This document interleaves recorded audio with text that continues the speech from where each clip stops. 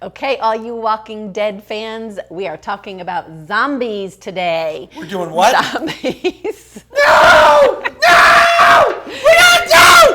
No! No! No zombies! Get him off the show now! Stop it! God! Get him out! Not, we are not doing this. Walking Dead zombie houses.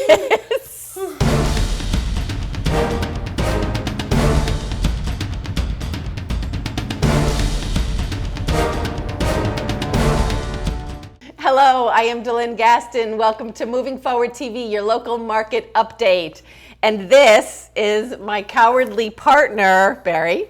Barry, you can come up now. They're gone, Barry. Promise. No more zombies. They left the studio. Come on up. I hate zombies.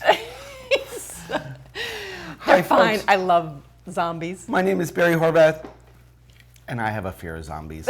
No, really? Yes, I do. We are not talking about zombie people, though. We are talking about zombie houses why you... Did you see those? I saw them. Why you was need to bad. make sure that you don't have a zombie house, because they will come back and eat you. So this is going to be okay then, right? Yes.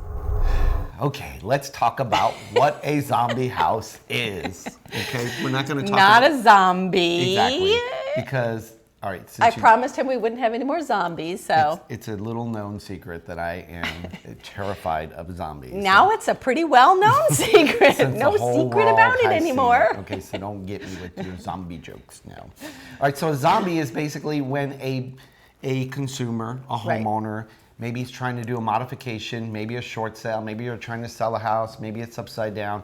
They stop paying the bank their mortgage. Boom. Moved out. Yep. Said, okay. They said, bye-bye. Time to move. I got to get out because they got served. They're thinking bank's bank is coming. They're foreclosing. bolting the door. Well, the foreclosure never really completes itself. It never happens. So it's sitting there in limbo. Vacant. In Zombieland. Okay. Looking just that sounds like spiffy. That's a new city, Zombieland. I like that. It sounds It's a movie, too. Is it really? He just knows nothing about zombies. I gotta catch you up in the zombie They just scare me. Okay, so all right, so we have this vacant house. Now we have an eyesore. It's an eyesore. You probably have one in your neighborhood. Zombies in fact, living in it. There's a really good chance. Gosh, I hope there's no zombies there. Stop it! You're freaking me out. So all right, the grass is growing. The shutters are falling off, looking like a haunted house. Just shut up, okay? 21% of all foreclosures, folks, are zombie houses. Okay, so really what happened is, like, I guess in 2006, they said something like 10 million homes, astronomical numbers, went into foreclosure, but 2 million never came out. So that means they're just kind of like sitting there, zombied. And they're just sitting there doing nothing. We get calls all the time with people who drive by a house and they say, you know what, it's been sitting there for 2 years and there's no activity on it, sometimes longer. 5 years. And, you know, we can't find anything out about it. What happens? What's going on? That is what's known as a zombie house. What happened is the people moved out, as we said. The bank started foreclosure, but somewhere along the line, the bank decided... They decided they couldn't foreclose. It's not worth our time. Or, yeah, they didn't have the proper paperwork. They didn't have the till. They didn't have the original They already lost too much money, so they don't really know how's the mortgage. They just stopped the foreclosure process, so the house is just sitting there. How frustrating that is for the neighborhood. It's really killing the values in the neighborhood. But what people don't know is it's really hurting the homeowner as well. Absolutely. So let's talk about the top cities of rounding out. And of course, guess who's at the top of the list as far as zombie homes in the United States? I give up, but I'm going to read the list to you. Could it be the Sunshine State? It could be Florida. So number 1 is Miami, Fort Lauderdale, Pompano Beach.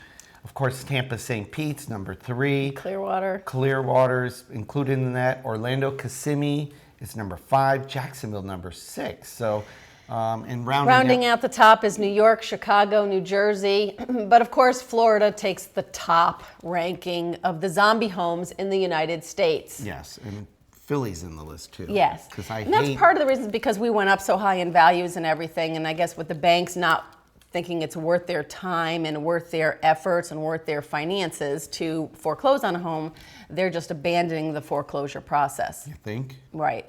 Right? So the key thing, right? I'm still shaking over the zombies. So what can be done about this? I'm leaving the show, by the way, if they come back, because I'm done with them. So what can be done about this? Well, the consumer advocates have been fighting, trying to bring this to the attention of the powers that be in Washington to say, hey, something's got to be done about this. These banks can't just abandon the foreclosure process because now we have these homes that are ruining, blighting entire neighborhoods. And we in the Tampa Bay area, we know that. Yes, they're just like completely washing out entire neighborhoods.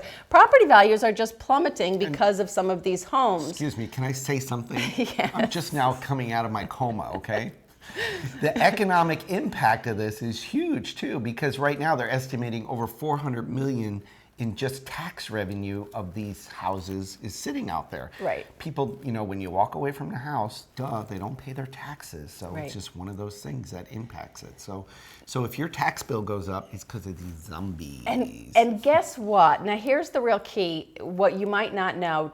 If the bank started foreclosure and you moved on, until that deed actually transfers out of your name, you are still responsible for the taxes on that property, the water, the trash, the homeowners association Code dues. violations can happen. And these things are piling up against you. So you walked away from a house maybe and you owed $100,000 on it.